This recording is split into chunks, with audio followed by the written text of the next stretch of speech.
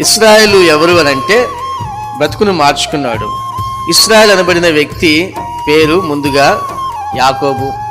యాకోబు అంటే మోసగాడు, మోసభరితమైన జీవితాలు జీవించిన వ్యక్తి. తన జీవితాన్ని ఎప్పుడైతే మార్చుకున్నాడో మోసం నుంచి బయటికి వచ్చేసాడు.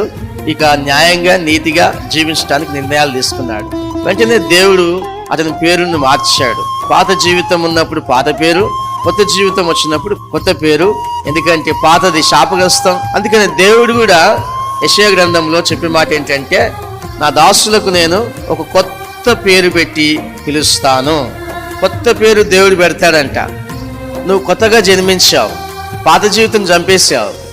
కొత్తగా జన్మించిన వ్యక్తికి దేవుడు కొత్త పేరును పెట్టేస్తాడు. ఆ పేరు ఎలాంటిదంటే ఆశీర్వాదకరమైన పేరు. ఇశ్రాయేలు అని పిలవడానికి ఆ పేరుకు అర్థం ఏంటంటే దేవునితో పోరాడి గెలిచిన వ్యక్తి, మొగసిరి కలిగిన వ్యక్తి అని అర్థం. యాకోబు అంటే మోసగాడు, మోసం పోయింది. దేవునితో పోరాడి మొగసిరి కలిగిన వ్యక్తిగా జీవించడానికి ఆశీర్వాదాలు దేవుని దగ్గర పొందుకున్నాడు. ఇది కొత్త జీవితం. దేవుని దగ్గరికి ఒక వ్యక్తి వస్తే పాతది పోతుంది, అంతా సమస్తం కొత్తగా అయిపోతుంది.